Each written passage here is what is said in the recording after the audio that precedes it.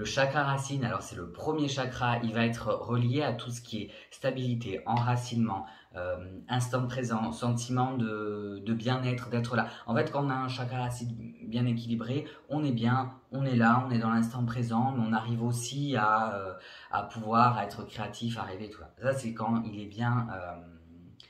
en gros, on va être équilibré. Si jamais il devait y avoir un mot sur ce chakra, enfin un verbe, ça serait le verbe je suis.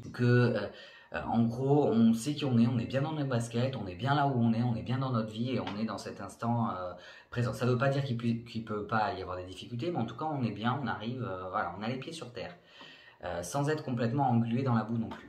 Il va se situer au niveau du périnée. En lithothérapie, quand on le fait travailler, en général, donc c'est au niveau du périnée et puis ça va aller jusqu'à dans les jambes. Quand on le fait travailler en lithothérapie, on a tendance à positionner les pierres au niveau des pieds. Voilà, c'est vrai que c'est ce que je préfère, surtout quand il y en a déjà un. Après, au niveau du chakra sacré, voilà. Puis même poser une pierre trop près de, voilà, c'est pas, voilà. Au niveau des couleurs associées à ce chakra, il y aura le marron, le rouge et le noir. Alors il y a toujours une exception qui confirmera la règle. Il y aura toujours une pierre noire qui finalement fera pas vraiment travailler ce chakra et une pierre totalement d'une autre couleur qui le fera travailler. D'ailleurs, on va le voir quand on va voir le chakra s'il est en sur-régime ou en sous-régime. Vous allez voir qu'il y a des pierres qui le font travailler, qui vont faire travailler d'autres chakras pour le rééquilibrer. Donc là, quand je parle des pierres marron, rouge et noires, je parle vraiment de celles pour travailler son ancrage.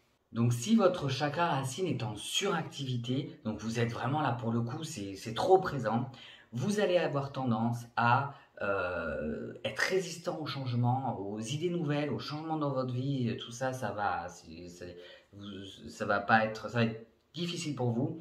Vous allez même avoir tendance à l'immobilisme, en fait, tellement pas vouloir avoir accès à ce changement-là que voilà, on ferme tout, cloc, cloc. Comme si on se mettait dans un bunker, on s'enracine tellement qu'on bouge plus, quoi. Hein. Même si la forêt brûle, on reste enraciné là, non, tout va bien, je ne bougerai pas. Voilà, c'est un peu ça le délire.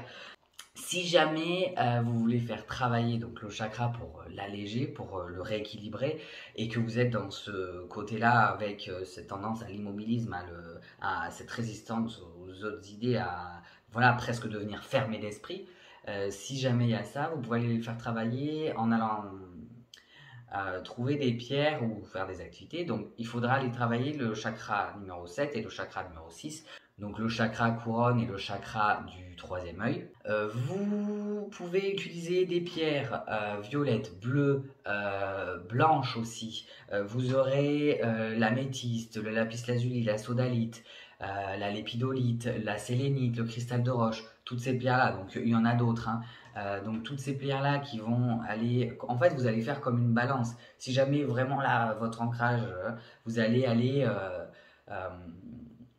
équilibrer avec des pierres, voilà, vos chakras, vous allez équilibrer vos chakras avec des pierres qui vont un peu vous faire plus ouvrir votre esprit, votre créativité, tout ça. Au niveau des activités, ce que vous pouvez faire, ça va être toutes les activités créatrices. Il faut un peu sortir de ces zones de confort.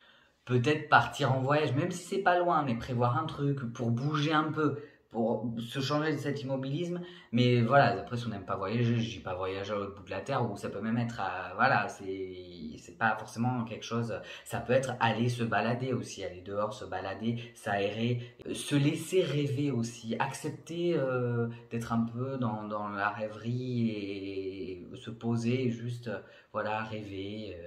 Dessiner, quelque chose de créatif qui vous plaît. Si jamais votre chakra racine est en sous-activité, donc vous n'avez pas assez d'ancrage, vous allez avoir tendance à avoir des difficultés à vous centrer, à prendre une décision, à avoir de la concentration. Vous pouvez ressentir un sentiment d'insécurité. Vous pouvez avoir tendance à vous laisser influencer par tout l'extérieur en fait. Vu que vous n'êtes pas centré, vu que vous savez pas vous n'êtes pas centré dans l'instant présent, dans ce mot je suis, vous avez tendance voilà, à vous laisser un peu influencer et à pouvoir aller un peu dans tous les sens et pas arriver à prendre de décision.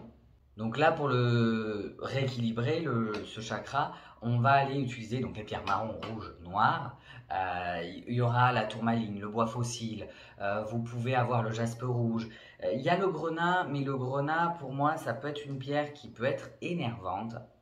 Et quand on a tendance à un peu s'éparpiller dans tous les sens, si jamais vous vous retrouvez un peu avec ce sentiment d'insécurité qui vous rend un peu speed, avec ces difficultés à vous poser, du coup vous avez l'impression que vous avez tout partout, vous vous perdez dans les choses et tout, si vous allez mettre du grenat par-dessus alors que vous êtes déjà au taquet, je ne choisirais pas forcément cette pierre. Le bois fossile, la tourmaline, voilà, c'est des basiques. Le jaspe peut donner de l'énergie. Il sera moins. Certaines personnes peuvent être énervées par le jaspe, mais pour moi, c'est vraiment beaucoup plus cool que le grenat qui peut. Voilà. Vous avez la bronzite aussi et le quartz fumé. Voilà, toutes les pierres d'ancrage. En pierre noire, parce que j'ai dit que les pierres noires étaient des pierres d'ancrage. Il y a l'obsidienne, mais l'obsidienne, alors oui, elle va faire travailler le chakra racine, mais elle va pas forcément faire travailler l'enracinement. Elle va avoir tendance à aller couper des liens qu'on peut avoir, alors ou nos propres schémas, ou transgénérationnels, ou ce genre de choses, mais ces liens qui sont un peu désuets, qui nous servent plus, qui sont un peu néfastes maintenant dans notre vie, elle va avoir tendance à les couper tout ça, ça va avoir tendance à un peu déménager. C'est une pierre qui est intéressante quand on utilise de l'obsidienne, c'est pas mal de l'utiliser avec du cristal de roche pour amener de la lumière un peu. Alors ça dépend, il y en a qui la supportent très bien, c'est totalement ok, mais sur certaines personnes, quand il y a pas mal de choses à travailler, qu'on n'a pas encore pris toutes les prises de conscience et tout ça, ça peut être difficile.